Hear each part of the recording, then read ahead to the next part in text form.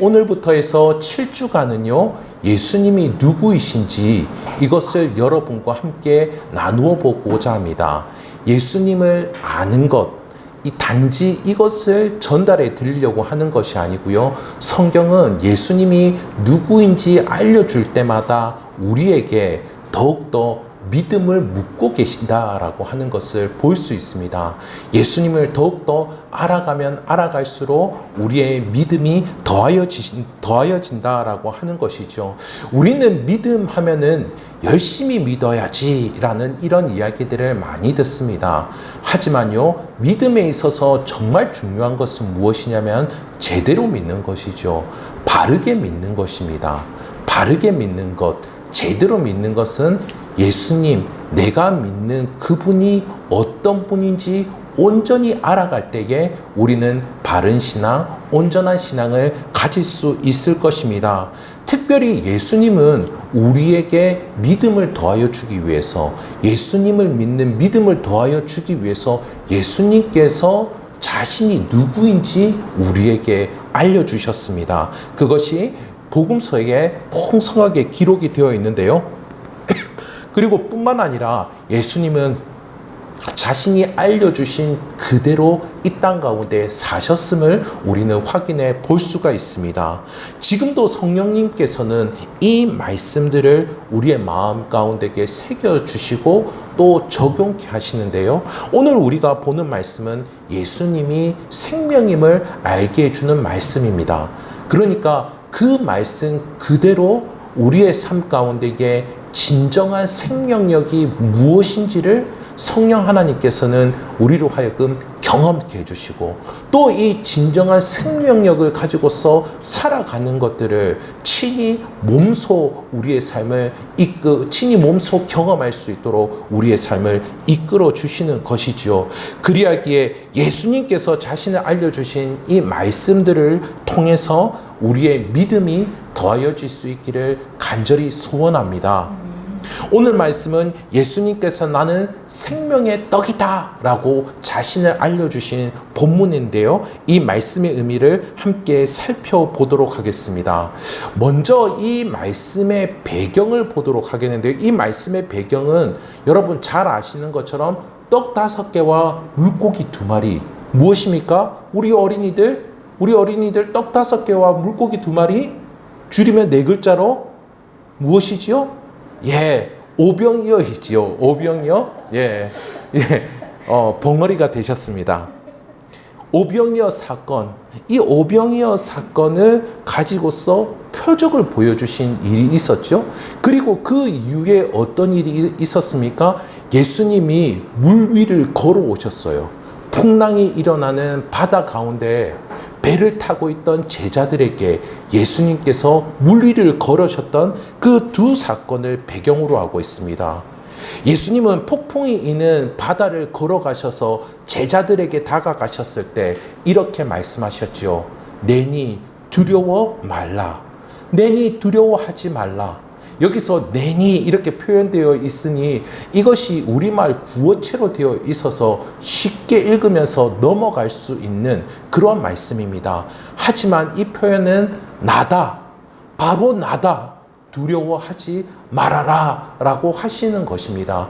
이 표현 예수님께서 자신을 제자들에게 보여주시는 것이죠. 물 위를 걸어오시면서 바람과 바다도 다스리시는 예수님 뿐만 아니라 제자들을 사랑하시는 그 예수님으로 예수님은 자신이 다가오고 계심을 제자들에게 알려주고 계십니다. 바로 나다, 나이다 이렇게 이야기하는 것을 이 헬라어로는 에고 에임이다 이렇게 이야기하는데요. 에고 나, 에임이 이다 이렇게 이야기하는 것입니다. 나이다 이렇게 되는 것이죠. 예수님께서 자신을 나타내신 것입니다. 예수님께서 친히 함께함으로 제자들이 평안할 수 있었던 것이죠. 풍랑이 있는 바다 가운데서요. 그리고 이어서 이 오병이어의 사건 너무 놀랍지 않습니까? 어떻게 떡 5개로 물고기 2마리, 떡 5개와 물고기 2마리로 수천 명이 먹게 되는 그 놀라운 역사가 일어날 수 있었겠습니까? 이 사건을 경험한 무리들이 예수님을 또 찾아서 오는 것이죠. 예수님은 이들이 온 이유를 알고서 먼저 말씀해 주시는데요. 이들이 오병이어 사건을 통하여서 표적을 본 것이 아니고 떡을 먹고 배부른 까닭에 찾아왔다. 그렇게 이야기를 하고 있습니다. 이전에도 이들은 오병이어 사건을 경험한 이후에 예수님을 억지로 붙잡았습니다. 예수님을 임금으로 삼으려고 했었던 것이죠. 사람들에게 있어서 먹는 것, 입는 것, 그리고 사는 집을 마련하는 것 너무 중요하지 않습니까? 참으로 중요합니다. 그래서 세계 어느 나라이든지 그리고 옛날이든지 지금이든지 그 어느 곳에서도 사람들은 먹고 입고 사는 집을 풍요롭게 제공해주는 지도자를 원한다라고 하는 것이죠. 지금도 마찬가지이지 않습니까? 어느 나라이든 물가를 잡아주는 지도자를 찾고 있는 것을 우리는 볼 수가 있지요.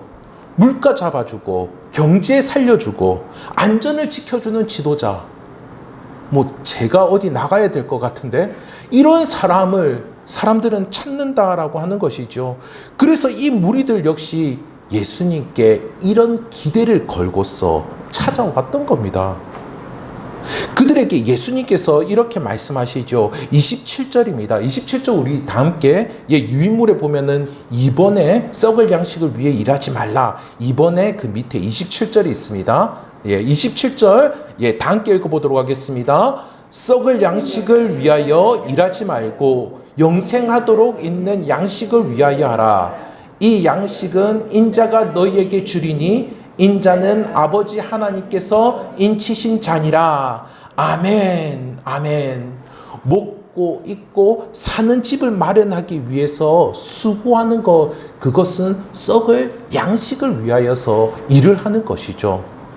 이에 대해서 신명기 8장 3절에서는 이렇게 말씀합니다.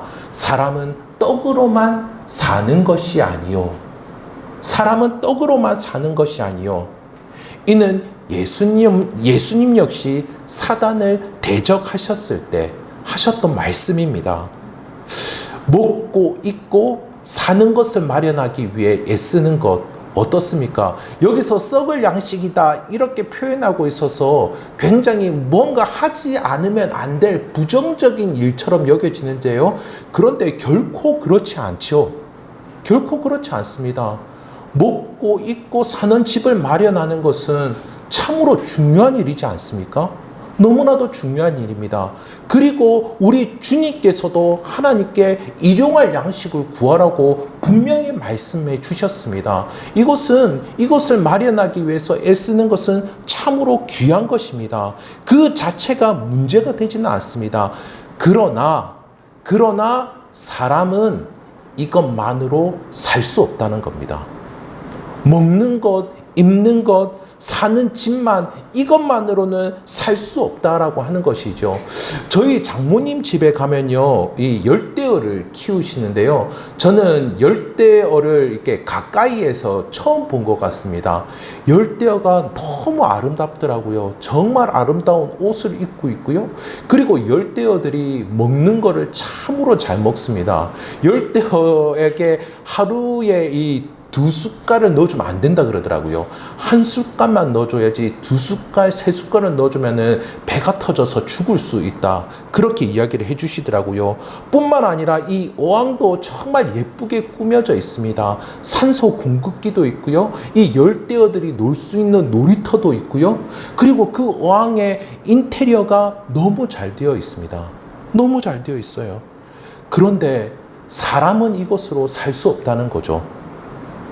사람은 하나님의 형상으로 만들어졌기 때문에 사람이 이 어항에 있는 물고기처럼 살면요, 사람은 이 채워지지 않는 만족감 때문에 견딜 수가 없는 겁니다. 만족하지 못해서 허덕이게 되고요. 그 있는 것, 그것을 가지고서 중독에 빠져버리는 모습 가운데 이르게 되고 많은 것이죠. 만약에 부모가 자녀를 키우는 데 있어서 자녀에게 먹을 거 주고 입을 거 주고 잠자리도 마련해 줬으니까 이제 다 된 거 아니야? 이렇게 한다라면은 그 자녀가 어떻게 한 인격체로 훌륭하게 자라날 수가 있겠습니까? 그러지 못하는 것이죠. 저도 우연히 듣게 되었는데요. 동구권에 있는 나라 가운데에서 그 공산 정권이 세워지게 되었을 때, 그때 수많은 어린 아이들이 전쟁이 끝나고 난 다음에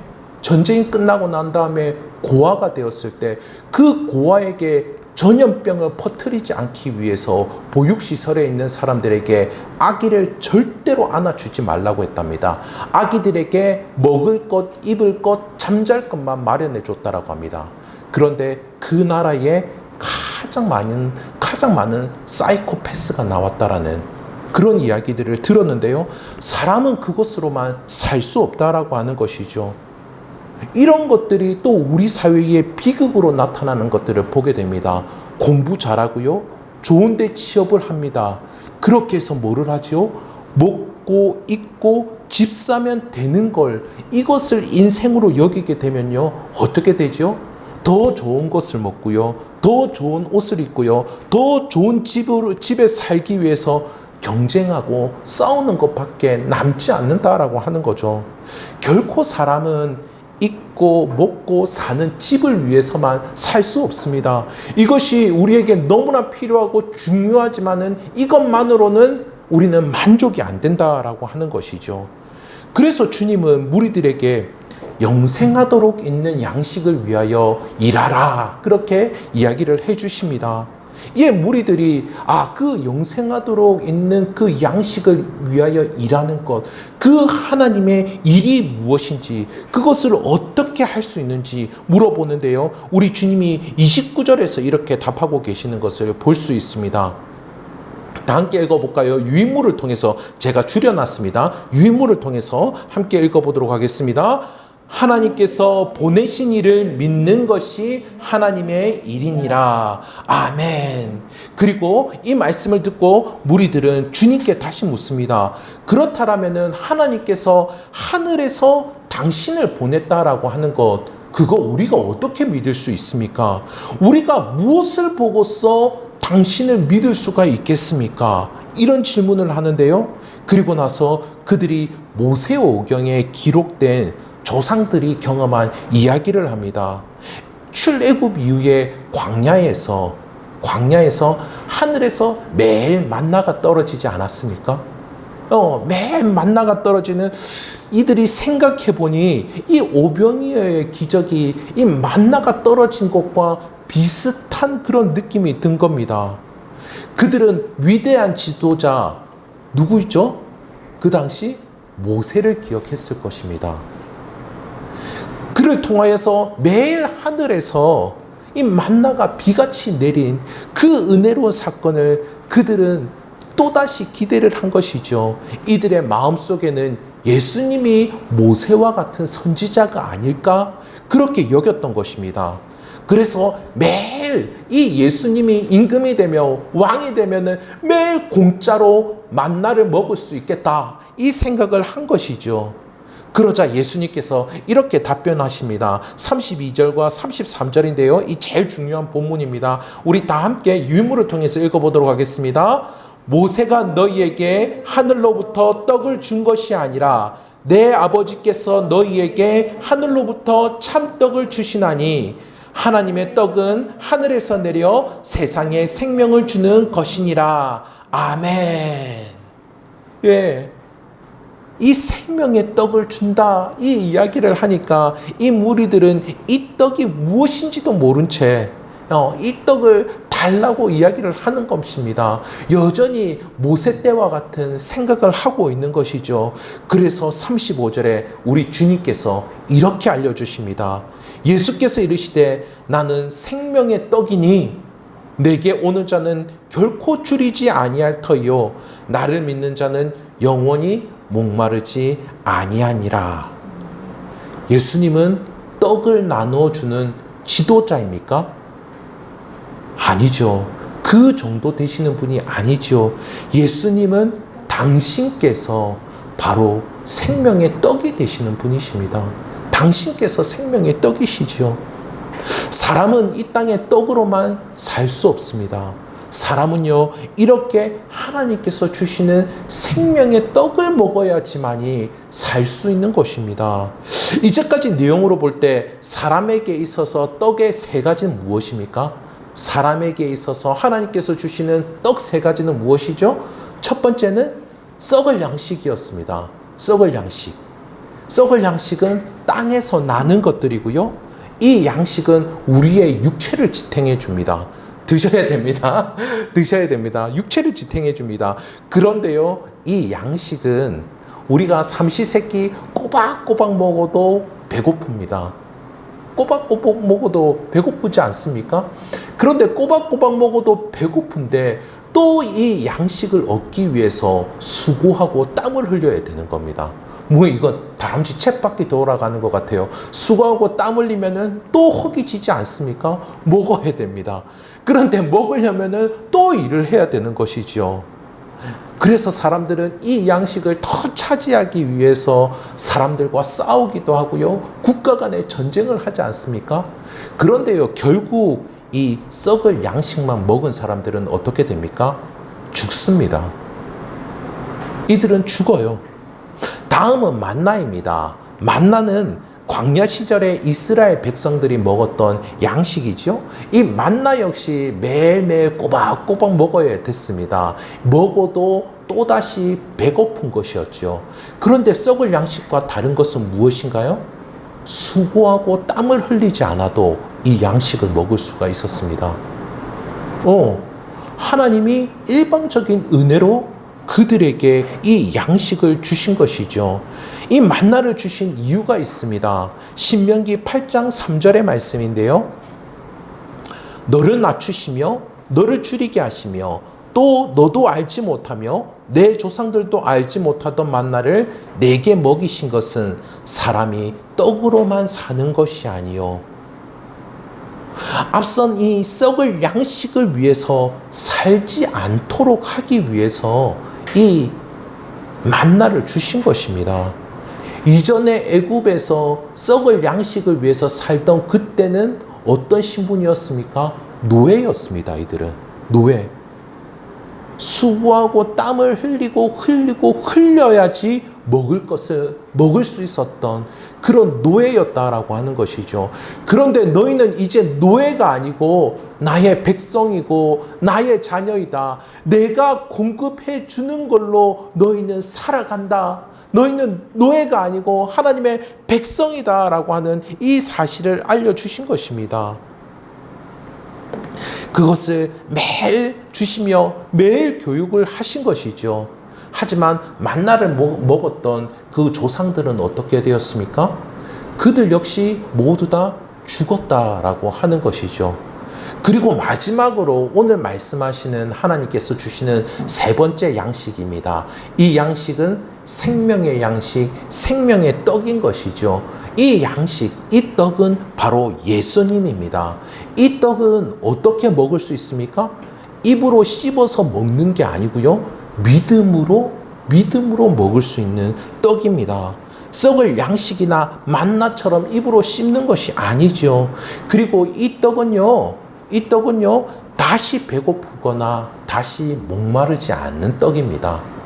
또 이 떡도 마찬가지로 수고하고 땀을 흘려 구하는 것이 아니다라고 하는 것이죠. 다시 배고프지도 않고 수고하고 땀 흘리지도 않을 수 있는 그 놀라운 은혜가 되는 떡입니다. 생명의 떡인 것이죠. 이 떡을 주신 이유가 있습니다. 오늘 본문 6장 40절의 말씀인데요. 6장 40절 우리 다 함께 읽어보도록 하겠습니다. 내 아버지의 뜻은 아들을 보고 믿는 자마다 영생을 얻는 이것이니 마지막 날에 내가 이를 다시 살리리라 하시니라. 아멘.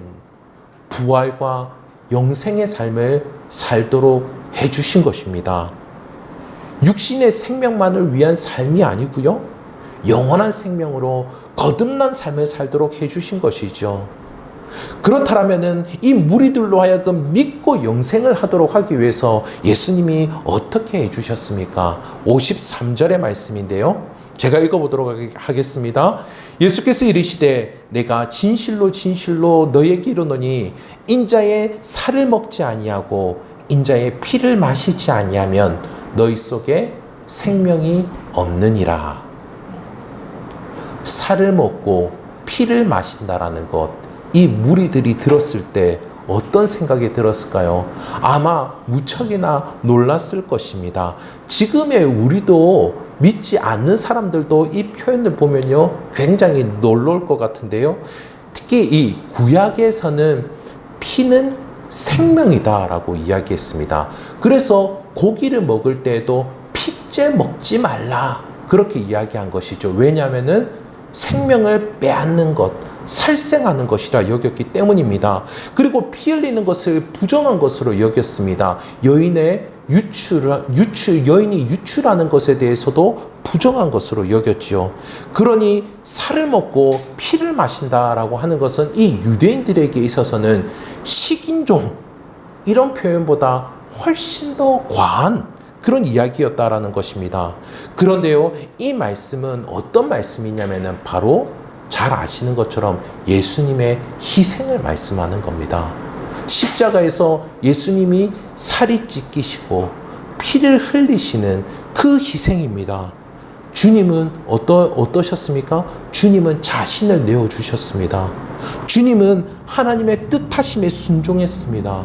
주님은 신실하심으로 우리를 구원해 주신 것입니다. 여러분, 우리의 믿음이 여기에 있습니다. 우리의 믿음은 내가 열심히 믿어야지가 그것이 아니고요. 우리의 믿음은 이렇게 우리 주님께서 신실하시다라는 걸 신뢰하는 것입니다. 우리 주님께서 하나님의 뜻에 따라 십자가에 달리시고 자신의 살이 찢기고 피가 흘리면서까지 우리를 사랑하여 주시고 하나님의 뜻에 순종한 것, 그 공로를 믿는 것입니다. 예수님의 신실하심이 우리를 구원하고 예수님의 공로가 우리를 하나님께로 인도하여 주셨다라는 것, 그것을 믿는 것이죠. 이렇게 예수님을 믿는 사람들은 예수님의 살과 피로 말미암아 영원한 생명을 얻게 됩니다. 영원한 생명을 소유하게 되지요. 주님은 56절에서 그 말씀의 의미를 말씀해 주시는데요. 우리 다 함께 읽어보도록 하겠습니다. 내 살을 먹고 내 피를 마시는 자는 내 안에 거하고 나도 그의 안에 거하나니. 아멘. 이렇게 믿는 사람들은요, 생명이 되신 예수님 안에 거합니다. 그리고요, 이 사람들 안에 생명 되신 예수님께서 거하십니다. 그렇다라는 말은 무엇입니까? 이 생명 되시는 예수님과 뗄래야 뗄 수 없는 모습 가운데에 우리가 있다라고 하는 것이죠. 우리의 생명을 그 누구도 빼앗을 수 없다라는 것입니다. 하나님께서 우리 주님을 믿음으로 말미암는 이 생명을 빼앗을 수 있는 그 어떤 존재도 없다라고 하는 것이죠. 그래서 예수님께서 이렇게 말씀하셨습니다. 요한복음 10장 28절이죠. 내가 그들에게 영생을 주노니 영원히 멸망하지 아니할 것이요 또 그들을 내 손에서 빼앗을 자가 없느니라. 아멘. 오늘 말씀을 통하여서 몇 가지 적용을 해보도록 하겠습니다. 일단 먼저 예수님을 더욱더 알아가는 영생의 기쁨을 소유하시기를 소원합니다. 하나님의 말씀은 그 어떤 것보다도 우리에게 예수님을 알게 하십니다. 구약 성경을 보십시오. 모두 다 예수님을 향하여서 이야기하고 있습니다. 너희를 구원할 메시아가 누구인가? 예수님을 향하고 있다라고 하는 것이죠. 복음서 어떻습니까? 철저히 모두 다 예수님을 이야기하고 있습니다. 그리고 성경의 끝까지도 끝까지 계시록까지도 예수님을 증거하고 있습니다. 이것은 무엇이냐면요, 단지 텍스트에 그렇게 있다라는 것이 아니고요, 어떻습니까? 역사의 시작과 마지막까지 주관하고 계시는 분이 이 예수 그리스도다라고 하는 것입니다. 지금 현재도 우리의 삶 가운데에서 우리 주님은 나타나 주신다라는 것입니다. 우리 주님의 사랑과 거룩을 알게 하시고 우리 주님의 행하시는 그 역사를 지금도 나타내 보여주신다라고 하는 것이죠.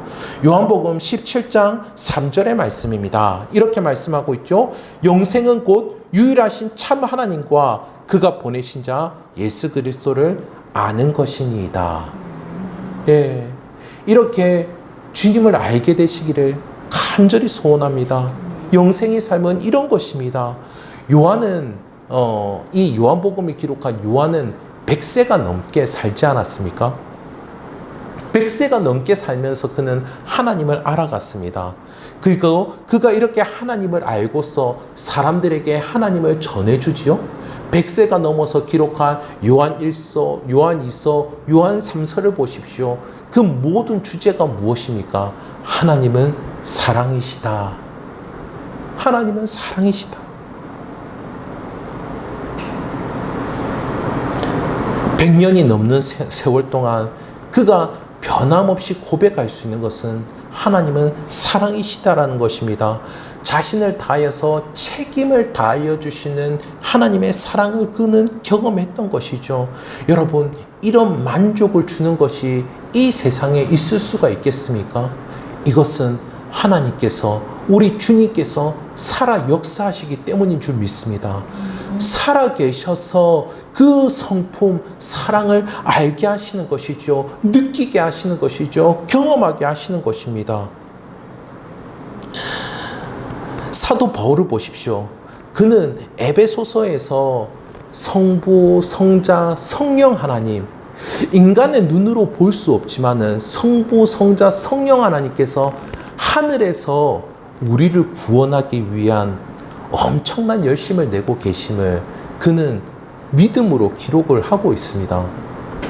성령의 영감을 받아 기록을 한 것이죠. 하늘의 그 놀라운 스케일을 그는 알게 되었습니다. 그런데요, 그는 뿐만 아니라 빌립보서에서는요, 자신의 삶에 어렵고 힘든 그와 같은 상황 가운데서도 소소하게 역사하시는 하나님도 알았다라고 하는 겁니다. 하나님의 위대하심과 함께 하나님의 세밀한 손길까지도 그는 알게 되었다라는 것이죠. 그래서 그는 놀라워하고 기뻐했습니다. 왜 이런 일을 경험할 수가 있는 것입니까? 왜 이런 일을 경험할 수가 있는 것입니까? 하나님께서 주신 영원한 생명이 그의 안에 있기 때문이죠. 영원한 생명 아래 그가 있기 때문인 줄 믿습니다. 이런 기쁨과 만족, 이것은 생명의 떡이신 우리 주님만이 주실 수 있습니다. 우리 주님만이 주실 수 있습니다. 말씀을 통해, 성령의 역사하심을 통해 우리 주님을 알아가시기를 간절히 소원합니다. 이 생명의 떡 대신 우리 주님을 받아 먹으십시오. 받아 먹으십시오. 여러분의 살과 피가 되도록 이 주님을 받아들이고 소화를 시키십시오.